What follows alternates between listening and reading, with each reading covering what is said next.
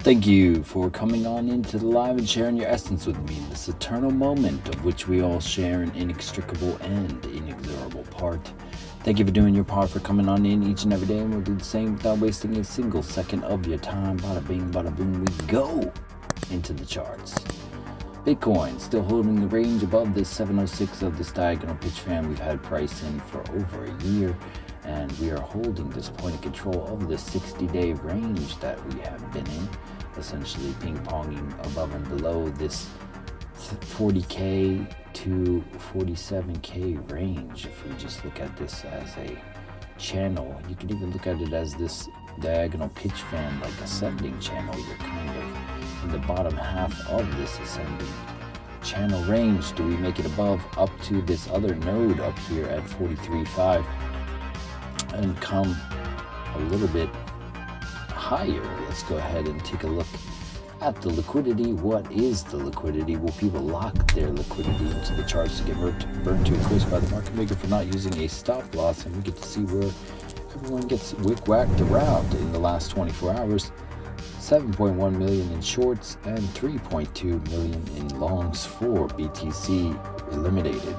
Fatality.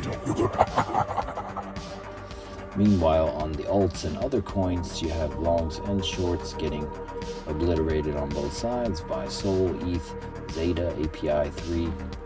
In the last 12 hours, 4 hours, you have some longs and shorts for Sol. And in the last hour, a long liquidation for Sol. Let's go ahead and go into the heat map and see where the liquidity lies. It looks like in the next 3 days, there's going to be some... It's a 3-day chart, so looks like there is some liquidity to the upside at 43.6 and above at 43.8 for a few $1 million squeeze up to that 44K range. We're looking at the idea of coming up to that 44K on the 6 month due to the fact that there is some billions up there. There's 1.8 billion up at 43.9 and 366 at 44.1, 44.5, 875, 44.7, 484, and some 1.78 billion down at 41.8.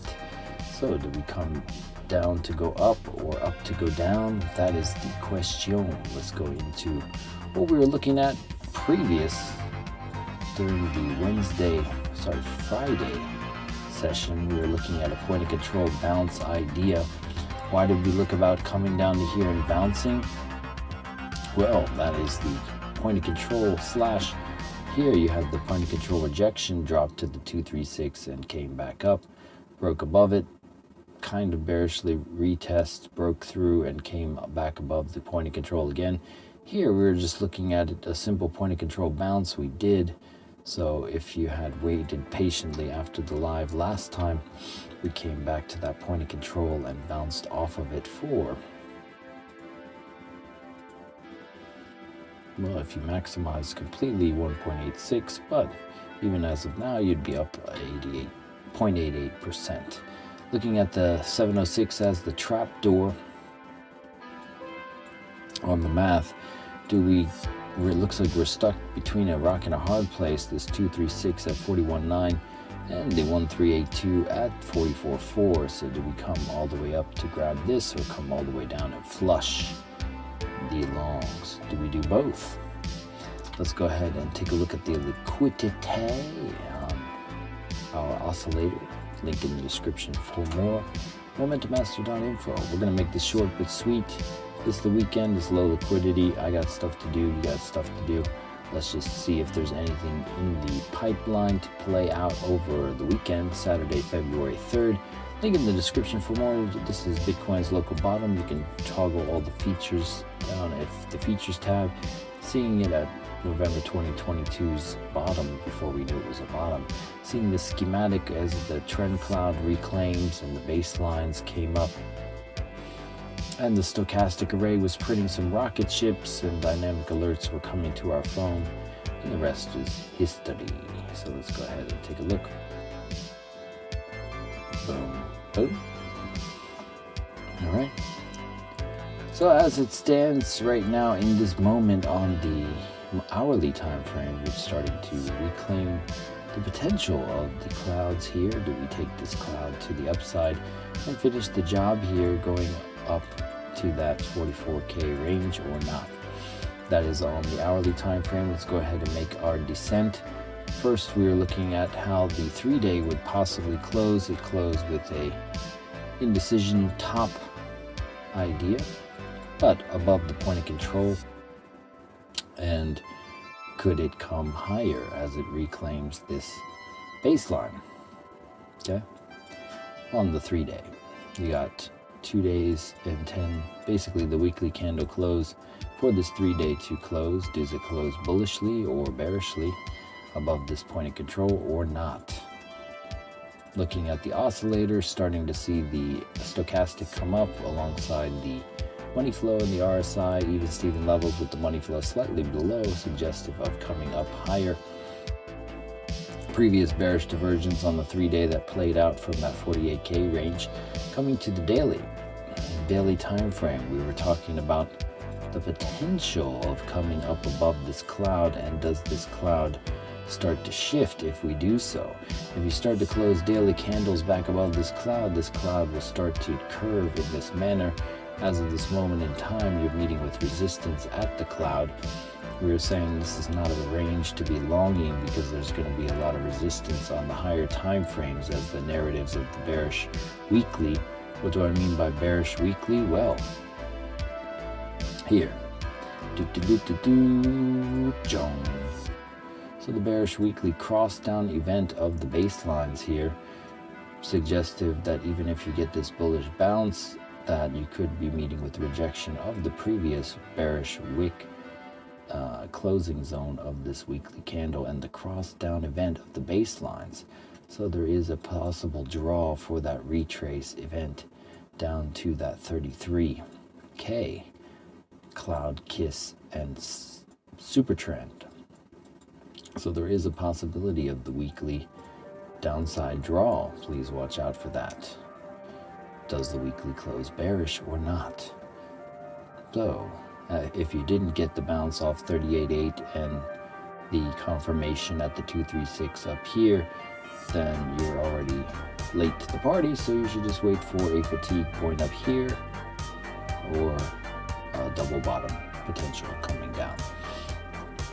Okay, so coming to the 22 out. 22 hour with the cloud curvature here and also that on the 12 hour. Seeing the 12 hour curve still has yet to curve up. It is tapering, so it's meeting with that higher time frame push from the daily and the potential of the 3-day and the weekly kind of coming down, and you're at this split, this crossroads of indecision. If we look at just the overall liquidity and where it stands currently, if you come up to these regions, there's 395 million up to the 43.8. Beyond that point, it's negligible what it does. Coming here on the weekly, if you come down to 42.2, still 235, starts to get more intense as you come down to that 41.7 region. Taking this back to the daily time frame, in the immediate vicinity you have some liquidity, 89 million down to 42.7 and 86 million up to 43.4. You're basically even Steven for the liquidity on both time frames, so they're going to induce that some more. 12-hour time frame on the oscillator came back down to the 50 level, could get a hard reset, kind of ambiguous on the 12. So you have kind of a bearish potential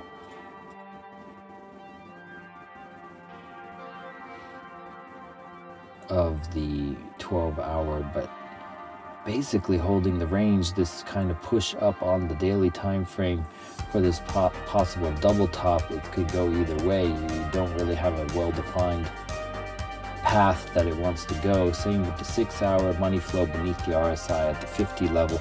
Everything in a holding pattern. It's basically holding. So it looks like it's getting into a holding pattern at the point of control where it can flush either side or both sides for that matter. Even Steven levels of the 6-hour. Coming to the 4-hour time frame. 4-hour, again, even Steven levels for the money flow and the RSI. Previously, when you had the money flow beneath the RSI here at the below 50 value, that was holding the super trend. That was a nice long zone. Now you're in the range, so you're setting yourself up for failure whichever way you take here. Okay. Coming to the hourly getting a little bit of a money flow coming beneath the RSI here, suggestive of some upside if we can maintain this cloud. So this was the first thing we looked at going through our descent through the time frame. So if it can hold this cloud at where we're at currently in time, then it is poised to continue to this path to that 44K BPR balance price range gap up here. Okay, 43.6 and potentially come up to that 44.4.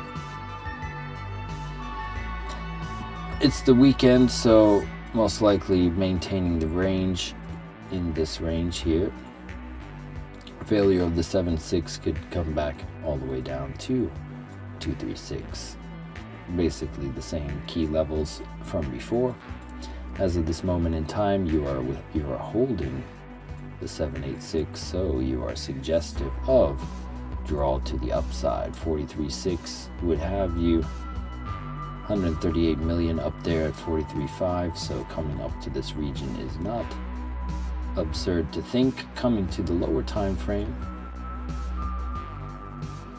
we won't do a thorough in-depth market analysis until tomorrow, so we're just going to do a little update here.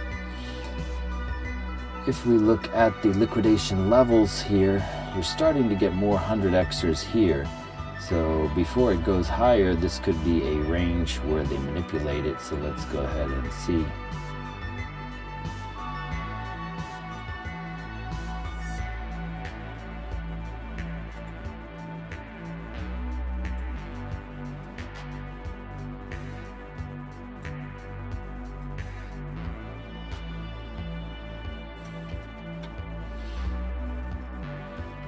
All right, so you had Asia, London, New York basically holding this range.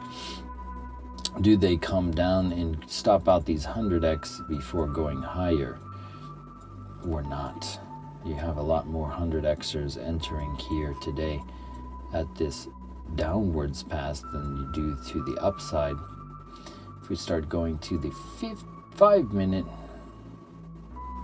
let's go see if that changes the number of trades. For this liquidation levels indicator, you set your threshold to 0.1 for every 100k trader and go to the 15 minute and lower, and it will show you all the open trades. Looks like there's more 100xers down here, so coming to grab these 100xers at the 0.65 and then possibly squeezing up for that sweep before they go. Seems like it could be the case. Getting a lot of trades on both sides though. If I just avoid looking at this entirely and look solely at that hourly play, it looks like it wants to hold, but this cloud is not.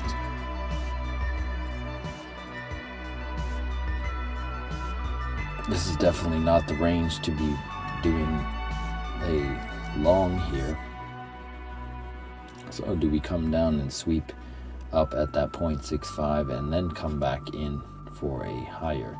Coming to the 0.65, or would that be? That would be 42.8. So if we look at 42.8, yeah, there is a large amount of liquidity up in here, down to that 42.750 region. $70 million that it could take there. And then it can come up to here. It looks like it's just pinging the range. So we could do very much the same as we did yesterday, coming down a little bit and then coming up a little bit. So we'll see. This is my story and I'm sticking to it. Let's go see if anyone is currently watching. Thank you if you are. And looking at total 3. Total 3 came down a little bit from where we were looking. Recaptured the range and starting to go higher. So the alt's getting permission, holding the cloud here on the 4 hour, potentially coming up, going to the 6. Also cloud continuation idea. Looking at total market cap, we're looking at this potentially coming down harder than it did. It managed to find support at the cloud on the 6 hour here.